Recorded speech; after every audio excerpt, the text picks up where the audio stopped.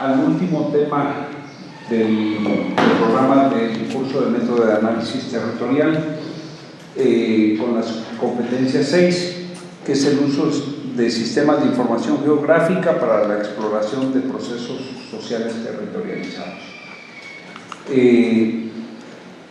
Como saben, siempre buscamos proporcionarles la mejor formación.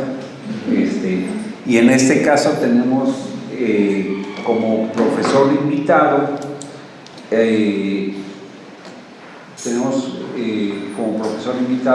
al doctor Nicolás Vargas Ramírez. Él es originario de Bogotá, Colombia, y ecólogo por la Universidad Javeriana.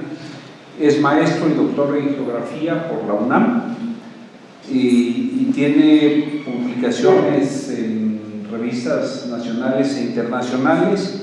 Sus líneas de investigación incluyen conflictos ambientales, justicia ambiental, coproducción de conocimientos espaciales, uso de herramientas geoespaciales para el monitoreo ambiental y la defensa territorial, entre otras cosas que él estudia. Es miembro del SNI nivel 1 y cuenta con amplia experiencia docente a nivel comunitario, licenciatura y posgrado. Entonces, aprovechando de que tiene mucha disposición a colaborar con nosotros y lo hemos invitado, más tarde estará con nosotros la doctora Gema Gómez Castillo, que también trabaja los mismos temas. La misma formación, pero la misma formación hacia la geografía física. Orientada a la geografía física. Entonces, pues qué mejor que personas como ellos que son altamente especializados en este tipo de instrumentos nos puedan dar, digamos, de manera inicial de esta parte introductoria. Luego ya revisaremos algunos casos en las sesiones posteriores. Ellos estarán el día hoy, 2 de abril, y el 9, ¿no? Así es. El 9 de abril. Entonces son las 2 sesiones en que nos acompañarán. Y entonces, pues, Nicolás, te agradecemos mucho y esperamos que responda el auditorio. No, muchas gracias por la invitación. La verdad que es un gusto, pues, acompañarles hoy. La idea de la plática de hoy, ahorita no les voy a enseñar sistemas de información geográfica. La idea es que vamos a ver un poco sobre el panorama general, los usos y la utilidad que tienen los SIG, pero a partir, ahí sí que de mi propia experiencia de aproximación a los sistemas de información geográfica, por eso lo ponía aquí, y particularmente desde una perspectiva académica comprometida y transdisciplinaria. Voy a estructurar la presentación en estos 4 bloques. Primero les voy a dar un enfoque de trabajo y trayectoria en conflictos ambientales relacionada con sistemas de información geográfica. Luego hablaré un poco de la incorporación del uso comunitario de drones en los sistemas de información geográfica, que es una línea de investigación que vengo desarrollando más o menos desde el 2016. Les daré una lectura para la próxima clase que, digamos, avance un poco lo que sería el desarrollo de esta sesión, y finalmente, pues, una parte para que hagamos preguntas o reaccionar adicionalmente a algo. Quería empezar con esto, y es mi aproximación a los sistemas de información geográfica. En un inicio estuvo enfocada hacia la gestión integral de residuos sólidos y peligrosos. Para aquel entonces, pues, digamos, los SIG apenas pues se venían, o sea, ya se habían desarrollado, pero apenas estaban volviendo como en cierta forma masivos, ¿no? Hoy en día todo el mundo trata de incorporarlos en sus metodologías. Y dentro de los sistemas de información geográfica aplicados a la gestión de residuos está como la planificación de las rutas. Imagínense cómo debe de ser complejo en ciudades pequeñas o ciudades grandes trazar una ruta que permita recolectar los residuos de toda una ciudad sin incurrir en infracciones de tránsito, sin pasar 2 o 3 veces por la misma ruta. Entonces, inicialmente esa era la parte teórica que yo traía, pero la parte práctica pues la vine a desarrollar aquí en el sur de Colombia, en la frontera con Venezuela, en una comunidad que se llama La Pedrera, que se encuentra aquí. Este es el río Caquetá, este es el río Apaporis, y esta era la información que había cartográfica. Era un croquis que alguien había elaborado alguna vez, que estaba en un documento gubernamental, y básicamente señalaba que habían dos formas de recolectar los residuos. En esta zona era uno que lo operaba un tractor, era el único tractor que había quedado en esa zona después de una bonanza de la producción de coca en esa zona, entre tráfico de especies y otro tipo de prácticas, justamente por lo lejano de esta geografía, y otra que era operada por una carreta manual. Toda esa basura, pues, en un momento se dejó de recolectar, particularmente en el centro médico, que es el que vemos acá. Cuando yo llegué, estos residuos casi iban a cumplir un año, y ahí hablamos que estaban residuos cortopunzantes, infecciosos, estaban las camas de hospitalización, ponle a unos 4 metros, es decir, la gente allí, y esta era, digamos, como los botaderos a cielo abierto que estaban, y además estaban en torno a una pista de aterrizaje, que es la que se marca acá. No sé si han estado ustedes alguna vez en un hospital, y hay unos elementos que le suelen llamar el guardián, que son unos plásticos muy rígidos en donde las enfermeras o los médicos depositan los residuos cortopunzantes. Pues este era uno de esos, básicamente un bote de refrescos. Esto lo presionas y pues fácil va a atravesar esa estructura plástica. En el marco de este trabajo, luego ya nos pusimos a la tarea de tratar de resolver por lo menos la recolección de los residuos normales. Con los peligrosos ya les cuento más o menos. Y obviamente pues mi aproximación inicial, como les decía, era hacia los sistemas de información geográfica. Esta era la imagen satelital más detallada que había de la zona. O sea, era una imagen satelital Landsat. Aquí se ve la pista de aterrizaje. El pueblito en realidad es esto, y esta mancha grande que se ve aquí, en realidad es una base militar.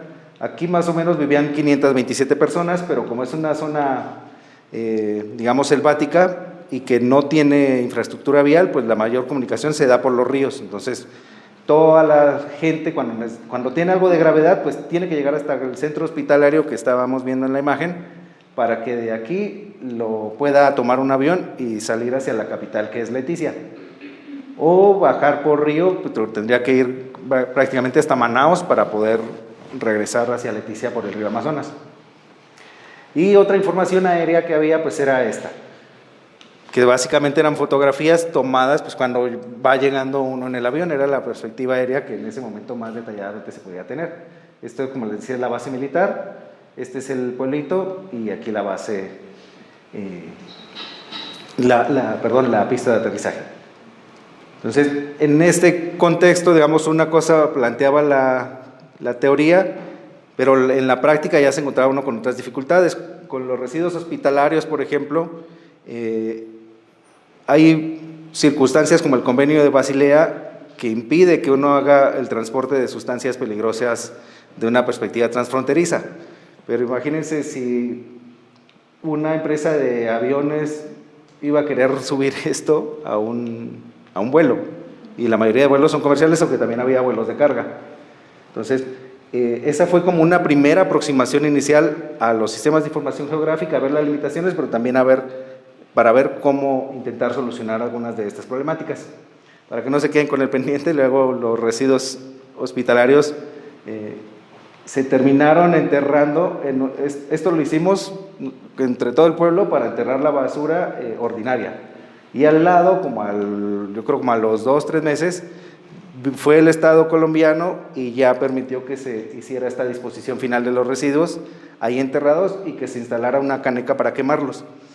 Todo eso contradecía las normas que existían, pero esto se empezó a acumular porque hubo una autoridad ambiental, ante una queja de un vecino, pues que el humo de esto, porque lo quemaban ahí, la cercanía del centro hospitalario, pues se empezó a quejar. Y ante la queja le dijeron, suspenda la quema de los residuos en ese punto. Entonces su solución no fue solo suspender la quema de residuos en ese punto, sino suspenderla por completo. Fue un año de acumulación de residuos. Al final se resolvió, no de la manera técnica, pero sí de la manera más económica y viablemente posible. Después de esa experiencia, yo empiezo a trabajar en un proyecto que se llama Observatorio de Territorios Étnicos, en esta línea que es cartografía y mapeo social. Este proyecto abarca trabajo inicialmente enfocado en las comunidades afrodescendientes en Colombia, tanto en la zona caribeña como en la zona Pacífico y en los valles interandinos. Adicionalmente trabajamos con comunidades campesinas y con otro tipo de comunidades. En el marco de este proyecto ya empiezo a vincular, digamos, como esta primera experticia que tenía de los SIG, de los sistemas de información geográfica, que yo ya usaba desde 2008, para aquí ya estamos hablando más o menos de 2010, pues incorporarse a esta línea y asomarse a otra forma completamente distinta de producir mapas con la gente. Estos, yo supongo que algunos de ustedes alguna vez se ha aproximado o incluso ha hecho algún taller relacionado con estos. Pues básicamente es un lienzo en blanco sobre el que las personas van plasmando sus territorios y ya luego a partir de, no solamente de lo que plasma la gente en el mapa, sino del proceso, digamos, de creación de eso, de lo que la gente comunica y comparte durante estos eventos, pues se genera información espacial que eventualmente puede ir a pasar a los SIC. Al principio de mi participación en este proyecto era usual que yo recibía esto y lo tenía que transferir a un SIG ya, digamos, en su lógica cartesiana. Y en el marco de ese trabajo, posteriormente surgió esta contratación, que era básicamente demostrar que el Estado colombiano había construido una base militar dentro de una zona legalmente reconocida a una comunidad indígena. Entonces, para que se ubiquen, estaba antes hablándoles aquí, ahora estamos aquí en el departamento del Putumayo, esto es limítrofe con Ecuador, aquí está una zona que es de reserva indígena que se había otorgado, si no recuerdo mal el dato, en los 70s, y producto de la deforestación que había sucedido allí, ven que aquí viene una carretera, pues planificaron la construcción de esa carretera por la mitad de la zona de reserva indígena. ¿Y qué creen que pasó en una zona fronteriza selvática? ¿Qué les viene a la mente cuando hay solo selva y se abre una carretera? Sea impulsada por el Estado o de manera irregular. ¿Ninguna pista? Una tala de árboles. ¿Debido a qué? ¿A qué, verdad? A que hay un mercado detrás de eso. Sí, pero básicamente aquí aunque hay una territorialidad indígena reconocida, el abrir la carretera lo que posibilitó fue que se diera un proceso de colonización. Es decir, gente que no era de ese lugar, campesinos en el marco del conflicto armado, expulsados de estas zonas o de, digamos, distintas regiones del país, van llegando a estas fronteras, digamos, a esta frontera agrícola y se empiezan a instalar acá. Entonces, este polígono más pequeño que ven es una zona de resguardo indígena que se crea de manera posterior, como en el 94, para tratar de proteger a esta comunidad indígena, que es un pueblo cofán. Entonces, cuando se me acercan y me piden esta asesoría, hay una resolución, la que dice el polígono azul, es decir, la que le da a la comunidad esos derechos, pues que hicieron un proceso en el que enterraron estas mojoneras. Esta era la más grande, la más pequeña, ya ven el tamaño del pasto. ¿Por qué eran así de pequeñas? Pues porque todo esto era completamente selva, entonces pues tenían que ir cargando esto y habían cientos de, digamos, estos eran los principales y estos eran los intermedios. Y todo esto estaba lleno por completo de esos tipos de estructuras. Sí. ¿Cómo se llama? Mojoneras. Le llaman también mojones, o son como límites, como un, no sé cómo le llaman acá. Sí, igual mojoneras. Sí. Es cuando van a delimitar un terreno, ponen, es decir, esto llega hasta aquí, esos son los límites, ¿no? Sí, y en estos casos pues suele tener una coordenada específica o una referencia, digamos, tantos grados en tal dirección y tantos metros, por ahí más o menos colinda y al lado izquierdo está tal persona o al lado derecho está tal propiedad. De esto solo encontramos con el conocimiento de las personas, ya caminando en campo, y Y con la información que nos daba la resolución, trazamos distintas propuestas para más o menos lograr recrear lo que habría sido la delimitación o la entrega de este reconocimiento del primer territorio que había tenido la comunidad en los 70s.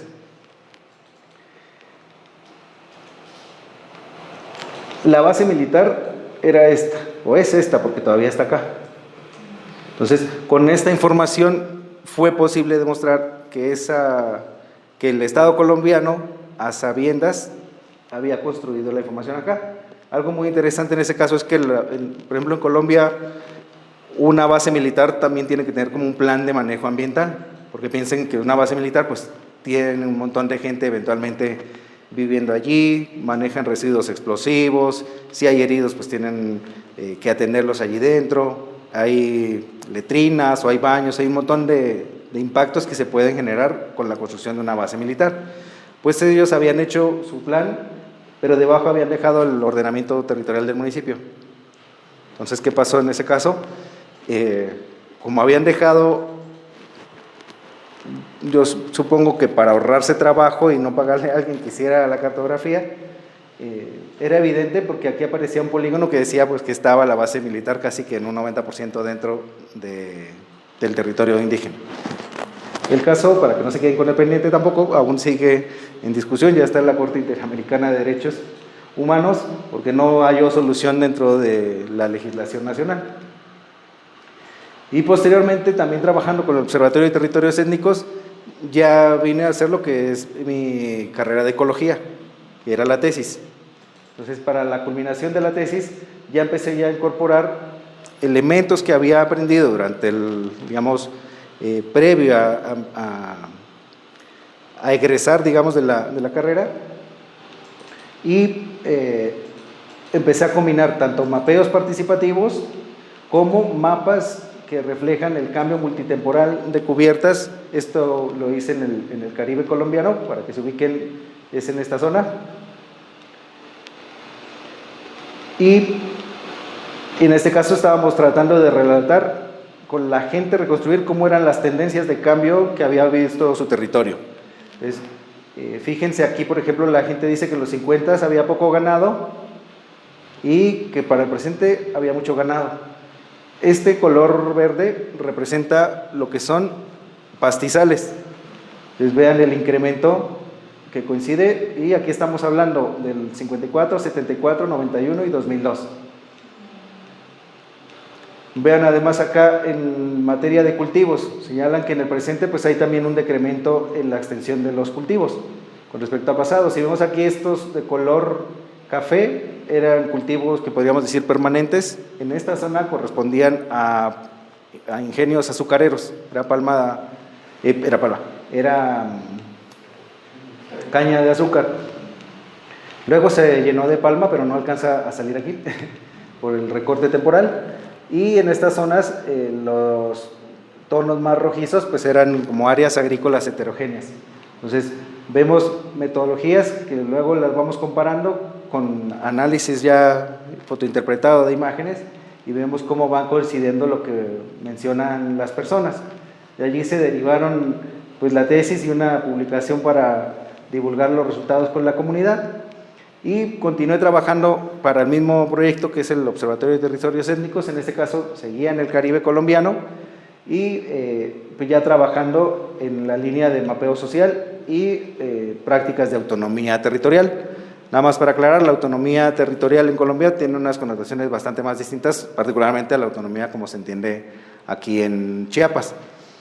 Pero en este caso, estas eran una de las comunidades afrodescendientes con la que estábamos trabajando. Y aquí, ¿para qué usábamos los sistemas de información geográfica? Porque estas comunidades, aunque llevaban aquí asentadas durante décadas, no tenían legalmente reconocidos sus territorios.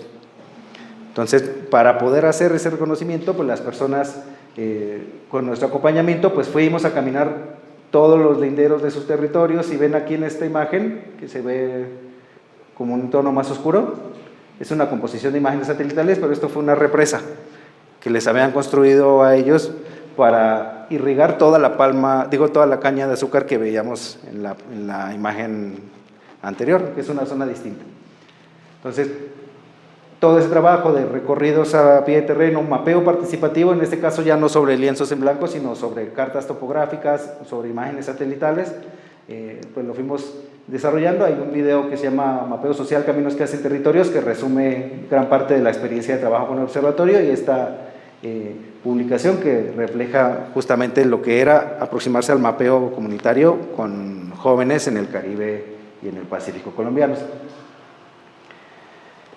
Yo siempre he mezclado, digamos, como el quehacer académico con un quehacer a veces un poco más activista, y siempre he echado mano de los mapas para poder llegar a intentar incidir de una u otra manera en las decisiones que pues muchas veces se imponen sobre los territorios. Este es un caso de un mapa que representaba en ese momento histórico una solicitud de sustracción de un área que era una zona de reserva forestal, que en Colombia se llaman como de ley segunda, que se crearon en 1959. Entonces, esas zonas de reserva forestal son gigantes, pero la ley determina que para poder hacer actividades extractivas yo tengo que sustraer legalmente, es decir, que ese pedazo tiene que dejar de ser reserva forestal para que una empresa pueda llegar a hacer algo.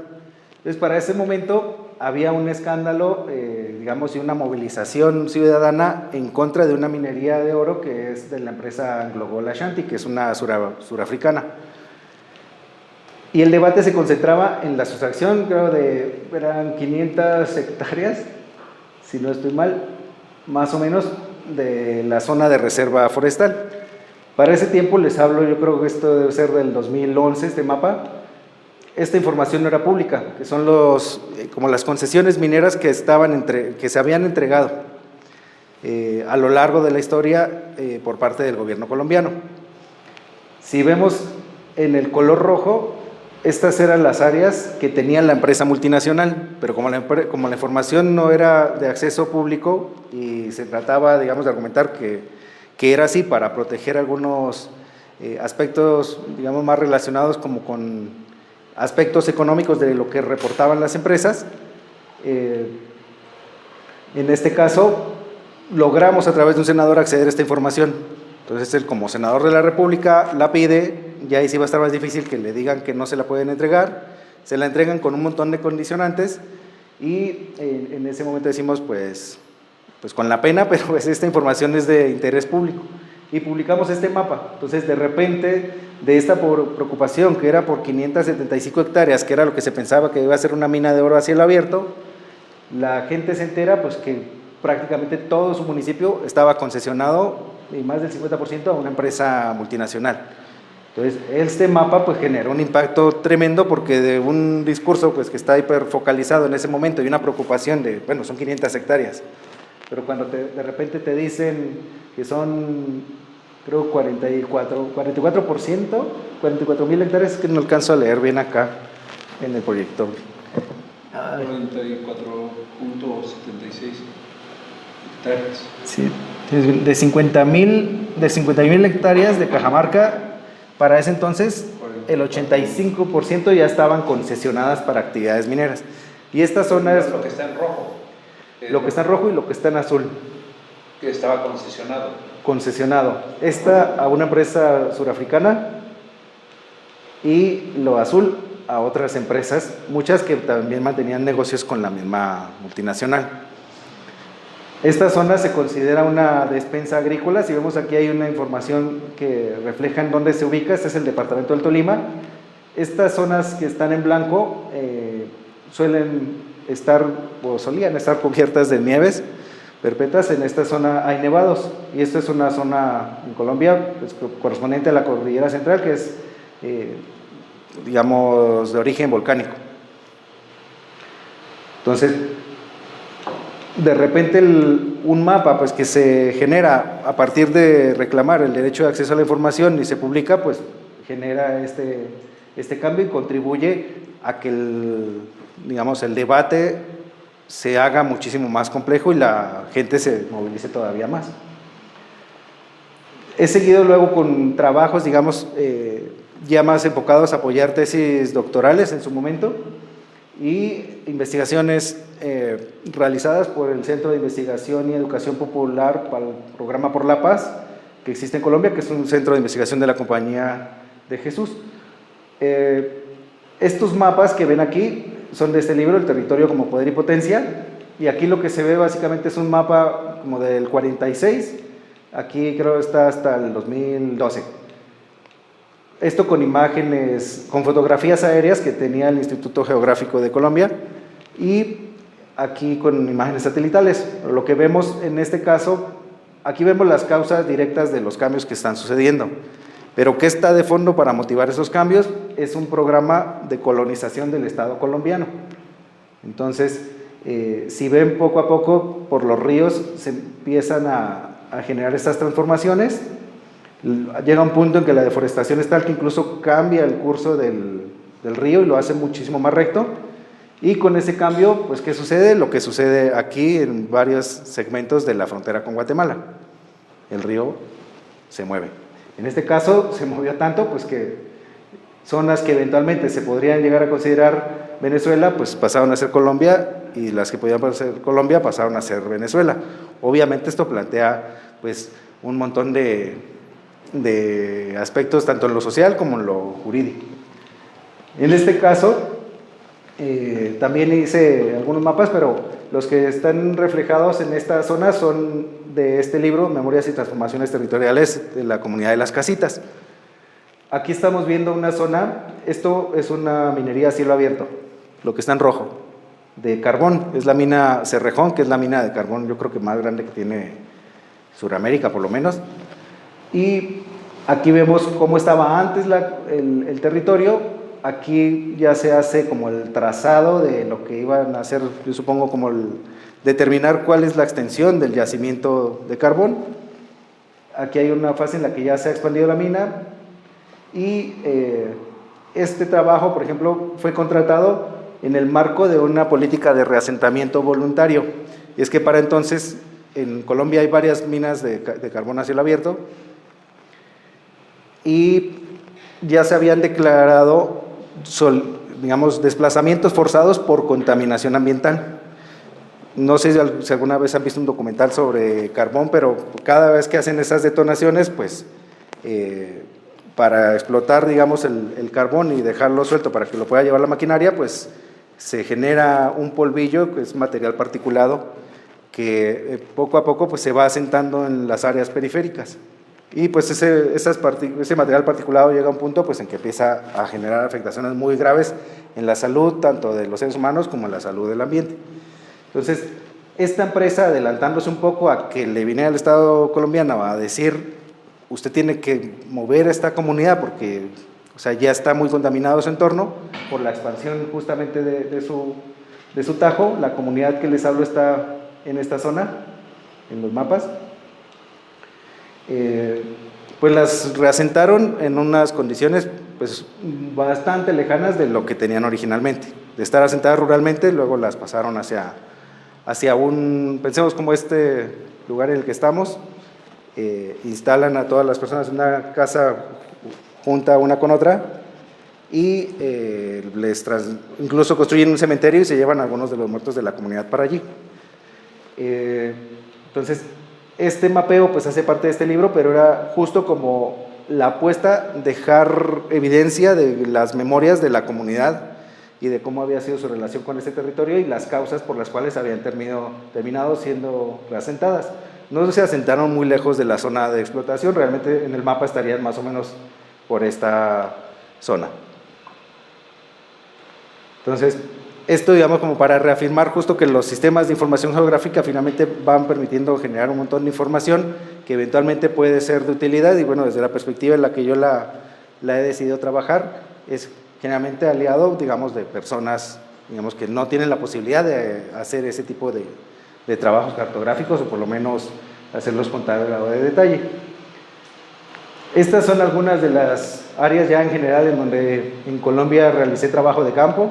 La que les hablaba ahorita recién del cambio fronterizo producido por la deforestación es acá. que además coincide con uno de los mayores yacimientos de petróleo que tiene Colombia. Esta es una vista aérea de las minas de carbón a cielo abierto, en donde he tenido la oportunidad de realizar trabajos, donde hice la tesis de licenciatura es acá, y son zonas también con presencia de cultivos de palma aceitera, y en zonas en donde hay explotación de oro, pero de manera ilegal, entre otros aspectos, para que más o menos se ubiquen. Esta es la primera de las que les platiqué, que era la de los residuos sólidos, y aquí está la otra, de la base militar. También es una región petrolera. Entonces, aquí vuelvo nada más a reiterar esta misma herramienta de los sistemas de información geográfica. La usan, y desde hace mucho más tiempo, las empresas y el Estado en su conjunto. Este era un proceso en mi lugar de origen. Yo soy originario de este municipio, se llama Sogamoso, está ubicado en los Andes colombianos, y llegó un momento en que nos dimos cuenta, porque no fue que llegó la empresa petrolera y nos dimos cuenta, sino que llevaba años que tenían licencias ambientales y nosotros no sabíamos. Es decir, ya había estado como que tal vez demasiado comprometido con causas afuera y no sabía mucho de lo que estaba pasando en mi propio territorio. Y cuando nos llega esta información que querían modificar una licencia ambiental en una zona, en esta parte norte para una empresa colombiana y en esta parte sur para una empresa francesa, nos abocamos con un colectivo al que pertenezco a demostrar por qué era inconveniente ampliar todas estas actividades con la escala en la que se pretendían ampliar. En este caso eran áreas que estaban incluso autorizadas para hacer explotaciones dentro de la cuenca de un lago que es de suma importancia, que es el lago de Tota, y que abastece de agua pues a todos estos municipios y a varias industrias que están en esta zona de acá. En esta zona se estableció la primera industria siderúrgica de Colombia, para que lo tengan quizás como referencia. Entonces era una zona que ya tenía esas actividades, tenía minería a cielo abierto, que son estas costras que se ven acá, estas que se ven acá, y pues adicionalmente a eso pues le querían montar encima petróleo. Entonces, justo echando mano de los sistemas de información geográfica, logramos contener estos dos procesos. Esta licencia jamás se modificó, se negaron esas modificaciones con argumentaciones técnicamente soportadas en análisis que usamos con los SIC. Esta tampoco se modificó y de hecho ya están regresando a ese bloque de hidrocarburos después de tanto estar ahí moleste que moleste. Este es uno de los últimos ejemplos para saltar ya la parte de los drones, y es que de los últimos trabajos que hice en Colombia, en este caso era para restituir el territorio de una comunidad afrodescendiente que había sido víctima de grupos armados ilegales que hicieron minería ilegal en su territorio. Y este era el panorama. El trabajo de campo yo lo estaba haciendo en 2014 y la imagen más detallada que había era del 2012. Entonces, de repente por acá se alcanzaba a ver alguna mina, digamos, ilegal que ya se empezaba a hacer con una imagen de Google Earth. Esto es una imagen Landsat que deja ver como todo el área que había sido devastada. Esto que se ve rosado correspondería a tierra y esto que se ve azul correspondería a estas charcas que estamos viendo acá. Aquí vemos la escala de la explotación. Si ven aquí, esto es una persona. Aquí creo fácil de haber 30, 40 metros de un talud pues, que en cualquier momento se puede venir abajo. Entonces, en ese tiempo empecé ya un amigo tenía un dron para uso audiovisual y pues como que dije, pues, eso se podrá usar para hacer cartografía, ¿no? O al menos para tomar una foto desde arriba y el juez que tiene que decidir cómo van a recompensar, o no recompensar, cómo van a compensar los daños que sufrió esta comunidad, cómo van a restituir sus tierras, pues tener una vista un poco más detallada. Obviamente nunca volé un dron ahí porque pues, no lo tenía y hubiera sido suicida, pero eso me trajo a México. Justamente la idea de, ante la complejidad de casos que les había expuesto antes, las herramientas que ya manejaba, como el GPS, los SIG, la lectura de información histórica, de cómo saber interpretar coordenadas, pues ya me sentía rebasado. Entonces vine justamente en busca de esta tecnología. Creo que ya todos saben más o menos lo que es un dron. No me voy a detener en esto, pero aquí hay algunos ejemplos por si tienen dudas. En este caso me concentro en drones de características aéreas, porque hay drones de otro tipo. Y en México... La palabra dron viene de, estaba viendo ahí... Sí, viene de la abeja... De un tipo de abeja, que es algo... Hasta ayer que me vio, sí. Y la historia igual viene más atrás, desde un prototipo de aviones que se había hecho, que se le llamaban Queen Bee. Y habían hecho unos modelos, digamos, eran drones, pero pues drones igual de grandes que un avión, nada más pilotados remotamente, entonces a eso les llamaban zánganos, que sería como la traducción literal de lo que quiere decir dron. Es decir, estaba la abeja reina y pues los que fertilizan a la abeja reina pues son los zánganos, que son los machos. Esa es su única función. Cuando una colmena pues ya entra en declive, no hay alimento, pues los zánganos los sacan de la colmena. Pero bueno, retomando el hilo con lo de los drones, vengo aquí a México y hago la maestría primero evaluando el potencial de cómo usar esa tecnología para el monitoreo del ambiente y la defensa del territorio. Y luego continúo con la misma comunidad trabajando, pero en este caso ya aplicando la metodología, no concentrándome sobre la tecnología para ver su potencial, sino ya aplicándolo en un caso en Morelia. Que hay algunos ejemplos, sobre esto no me voy a detener, pero en lo que sí me voy a detener es que por lo menos el uso del dron de repente empezó a vincular todos los conocimientos previos que yo ya tenía. Porque para usar un dron pues necesitas navegar sobre el espacio, necesitas para eso un mapa, necesitas interpretar alturas, ¿de dónde las extraes? Pues de curvas de nivel o de saber interpretar una imagen satelital de manera adecuada. Y los resultados, digamos, que se generan con esta información eventualmente también pueden pasar hacia un sistema de información geográfica, ya sea con esta metodología en la que estamos como un mapeo participativo con las personas sobre un mosaico de dron y un papel transparente, o directamente sobre una computadora. Entonces, esta perspectiva aérea pues fue la que empecé a incorporar justo a los sistemas de información geográfica para complementar precisamente las posibilidades de hacer un monitoreo y un apoyo adicional, una incidencia en los distintos procesos que venía acompañando. Cuando yo hablo del uso comunitario de drones, en general me estoy refiriendo a estas situaciones en que con esta tecnología uno está interesado en satisfacer una necesidad o un interés que se construye de manera colectiva o de manera conjunta. Entonces, pensemos que pues, el marco del uso comunitario bajo esta definición puede ser tan amplio como temas de monitorear la deforestación hasta hacer el uso para, no sé, visibilizar la importancia cultural de una comunidad en el marco de un festival determinado. O puede estar enfocado, no necesariamente en que es comunitario, si puedo yo planificar el uso del dron con la gente y hacer el resto del proceso solo, o puedo usar el dron con las personas y ayudarles en el procesamiento, o puedo solo incorporarme en el procesamiento, es decir, como en cada una de las fases, digamos, no necesariamente es un acompañamiento de inicio a fin. Y este uso comunitario, digamos, generalmente, pues, ¿qué lo motiva, no? Ahí hablamos de actividades de defensa del territorio, que es cuando ya hay una amenaza y la gente, pues, se organiza para tratar de contener.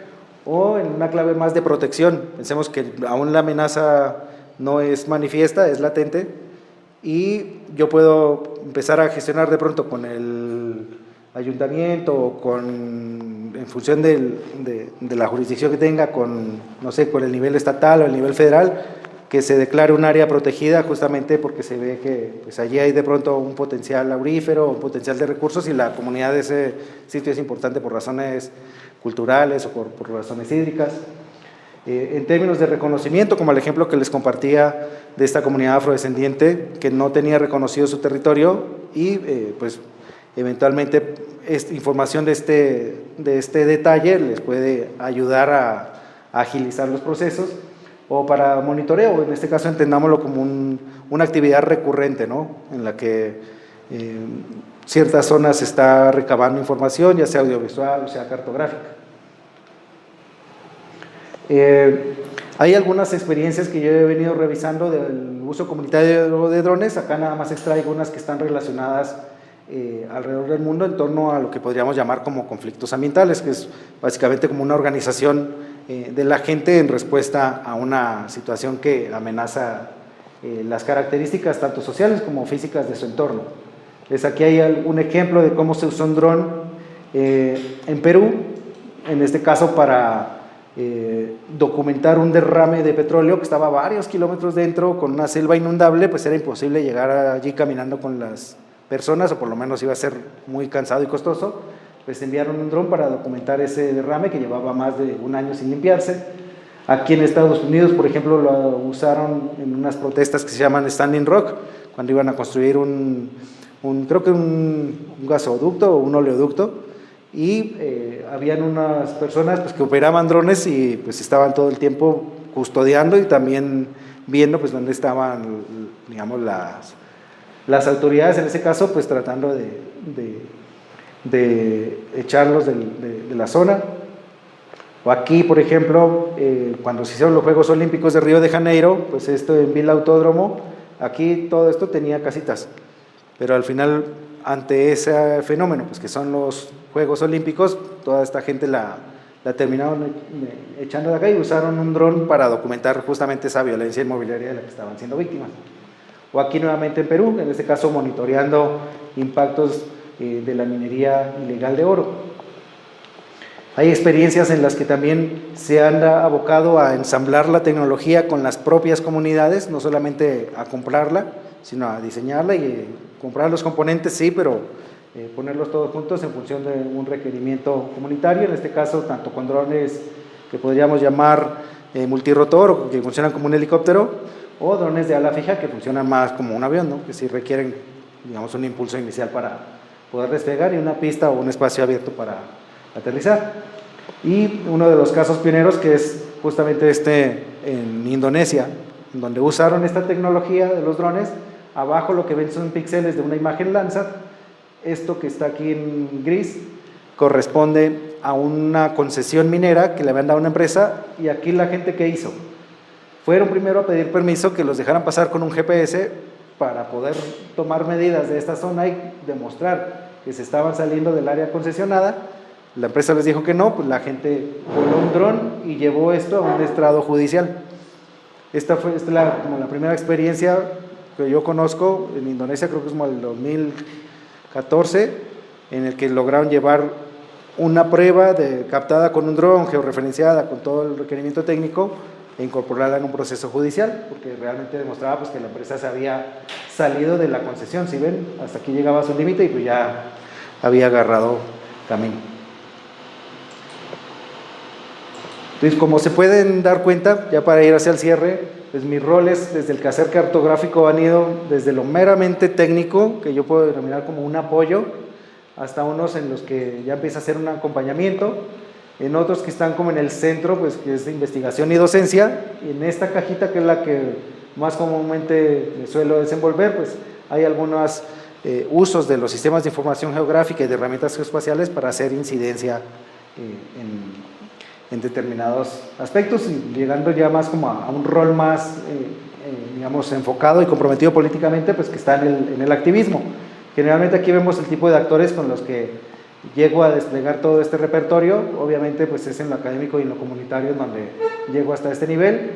Cuando he prestado servicios para gobierno y ONGs, trato de mantenerlo, digamos, quizás más en este segmento, pues aunque reconozco que la cartografía pues es 100% política, pues muchas veces se vende como algo que es técnico, que es casi que incuestionable por los métodos que están implicados en su levantamiento.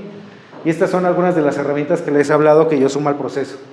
Pues están pues, de la información documental, herramientas, digamos, geoespaciales como estas, más recientemente he empezado a incorporar otras, sistemas de información geográfica, programas de procesamiento fotogramétrico de información, que son las que hacen posible procesar la información con drones, y cada vez exploro con más fuerza cómo regresar los materiales para que generen no solamente el impacto que se desea, o que por lo menos sean accesibles para las comunidades localmente, o en función de los contextos para que puedan llegar un poco más lejos. Entonces, en ese caso son formatos tanto, digamos, analógicos como digitales los que he procurado explorar.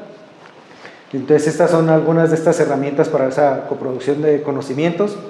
Hay una de estas herramientas que he venido trabajando aquí en San Cristóbal, si ya luego la quieren explorar, que es una base de datos sobre patrimonio, grafiti y arte urbano aquí en San Cristóbal de las Casas. Cada uno de estos puntitos tiene un modelo tridimensional que está georreferenciado y los deja asomarse a nivel de la calle. Incluso el muro de allá de ustedes, que tiene varios murales, si ya luego quieren entrar, por ahí lo pueden encontrar. Entonces, básicamente, digamos, como la aproximación metodológica pues, que yo he venido siguiendo. La idea es que para la próxima clase puedan ustedes leer este capítulo del libro que se llama Ciencia comprometida y transdisciplinaria en conflictos ambientales, reflexiones a partir de nuestras historias de vida. Esto lo escribimos a 3 manos, específicamente pensando en cómo nosotros que nos formamos desde las ciencias naturales terminamos dando un brinco hacia las ciencias sociales y desde una perspectiva más académica, más comprometida. Entonces, abriría ahora sí el paso para una sesión de preguntas y respuestas, y la propuesta ahorita es que nos moveríamos a la presentación del Atlas Histórico Digital de Chiapas para que complementemos justamente digamos, esta importancia y estas potencialidades que tienen los sistemas de información geográfica. No sé si alguien tiene alguna inquietud, más o menos tendríamos 10 minutitos para platicar si así lo desean. Voy a detener la grabación que estaba haciendo, yo luego les suelo poner disponible la presentación por si hablé muy rápido o algo no quedó o quieren ir sobre alguna de las fuentes documentales que están citadas, pues lo puedan hacer, ¿vale?